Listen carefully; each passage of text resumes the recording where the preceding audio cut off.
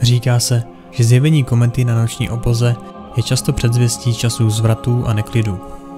Nejedna říše pod záštitou těchto ohnivých nebeských poslů rozkvetla a nespočet civilizací v jejich záři padlo.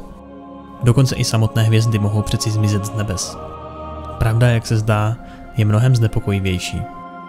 Všemocný tvor známý jako Aurelion Sol byl prastarý už předtím, než na Runeterře povstaly rasy smrtelníků.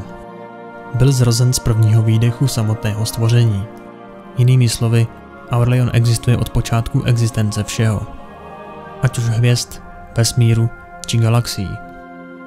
Jeho posláním, stejně jako posláním ostatních jemu podobných, se stalo bloudit rozlehlou prázdnotou dokonale čisté nebeské říše a zaplňovat toto nezměrně široké plátno divy, jejíž šmihotající se světlo bude přinášet naplnění a potěchu všem, kteří je spatří. Aurelion Sol na svých toulkách málo kdy narazil na někoho sobě rovného. Věčné aspekty byly chladné bytosti bez zájmu, které k existenci přispívaly jen pramálo a kterým ke štěstí stačilo utvářet si zábavně sebestředné světonázory o povaze stvoření. Ale pak, v záři světla poněkud nepozoruhodného slunce, které vytvořil před dávnými milénii, něco objevil. Svět. Nové říše. Netušil, kdo tento svět stvořil ani proč. Věděl jen, že on to nebyl. Aspekty, které se o svět podle všeho nezvykle zajímaly, ho žádali, aby přišel blíž. Byl tady život a magie a rodící se civilizace, které volali potom, aby je vedly bytosti větší než oni. Aurelion Sol, kterému nové publikum pro jeho svrchovaný majestát lichotilo, sestoupil v podobě obrovského a strašlivého draka z hvězd, aby se kochali jejich obdivem. Maličcí obyvatelé nevýrazné země Targon ho pojmenovali podle zlatavého světla slunce, které jim dopřál. A aspekty jim přikázali, aby na oplátku přinesli vhodnou obětinu. Smrtelníci vylezli na vrchol své nejvyšší hory a přinesli mu nesmírně krásnou korunu, vyrobenou pomocí opatrné a vychytralé magie a zdobenou nepopsatelnými vzorci z nebeské říše. Od okamžiku, kdy se dotkla čela Aureliona, věděl, že to nebyl žádný dar.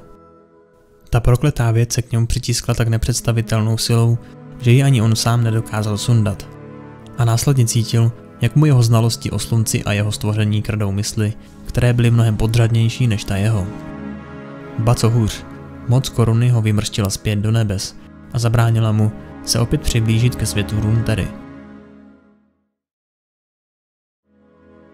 Svírová energie mých magických pout mě nutila potácet se z jednoho nicotného světa na druhý po celá staletí.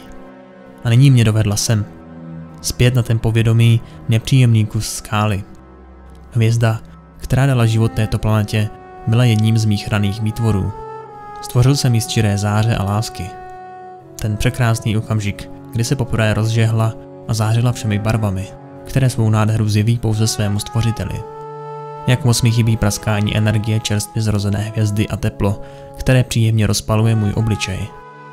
Ten pocit, když mi čerstvé hvězdné plameny plápolají mezi prsty. Každá hvězda vyzařuje zcela jedinečnou energii. Vzácnou. Takovou, která odráží podstatu duše jejího stvořitele. Hvězdy jsou jako vesmírné sněhové vločky. Jejichž údělem je prozářit nekonečnou temnotu. Nějaký zvědavý tvoreček se mne kdysi dávno zeptal, jak je možné, že si pamatuji každou hvězdu, kterou jsem stvořil. Kdyby jen mohl cítit, jaké to je stvořit hvězdu, pak by pochopil, jak hloupá otázka to je. Proto poznám, když i jediná z mých miláčků pohasne a s ní zanikne i kousek mé vlastní duše. Mé drahé vzpomínky však pošpinila zrada. Ano, Targon mě ošálil a udělal ze mě sluhu. Ale teď není čas na zabývání se dávnými chybami. Ty strouchnivělé aspekty po mně chtějí, abych v jejich zájmu zabránil dalšímu průniku Voidu. Díky ovládnutí moci a vůle Aureliona jsou aspekti schopni udržet pokroucené ohavnosti z prázdnoty. Každou trhlinu v realitě mezi Runeterrou a Voidem Aurelion zacelí na příkaz aspektů. Jakožto stvořitel hvězd, toho dosáhne vrhnutím malé komety do oné vesmírné trhliny. Vymítí přitom celé lesy a vypaří řeky, ale Runeterra zůstane v bezpečí. Aurelion Sol byl nucen sledovat, jak aspekty z Targonu přiměly smrtelníky ke stavbě obrovského zářícího kotouče.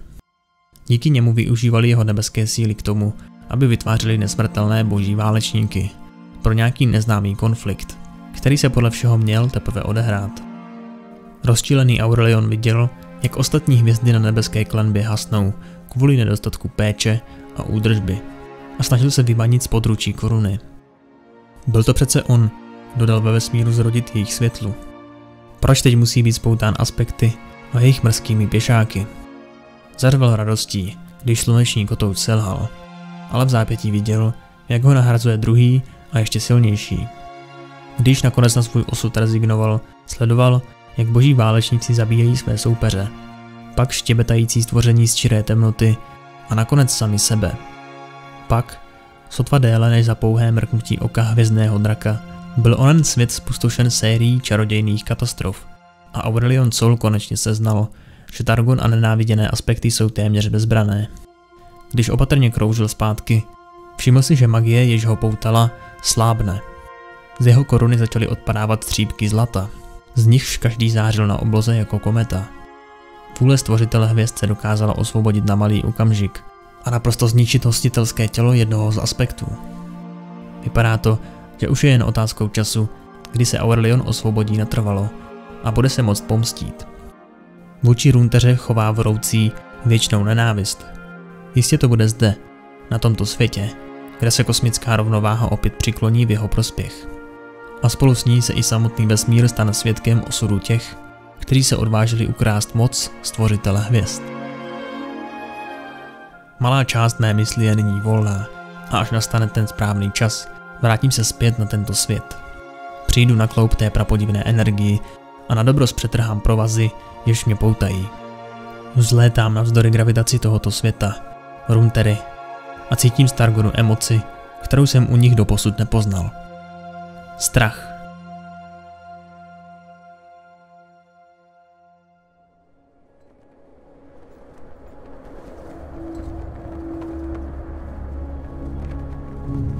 Na jakékoliv planetě,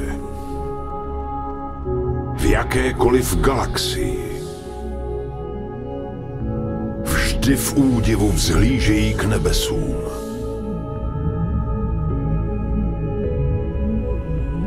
Někteří padají na kolena ve zbožné úctě.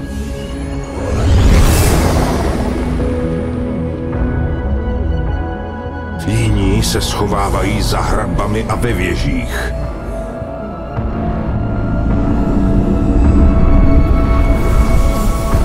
Ale co jim jde nejlépe, je žebrat o milost.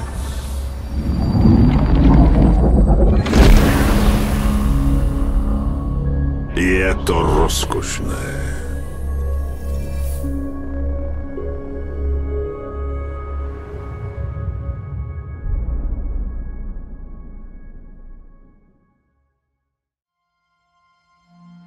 Děkujeme všem našim Patreonům, kteří podporují náš mrtvej kanál. Mockrát díky.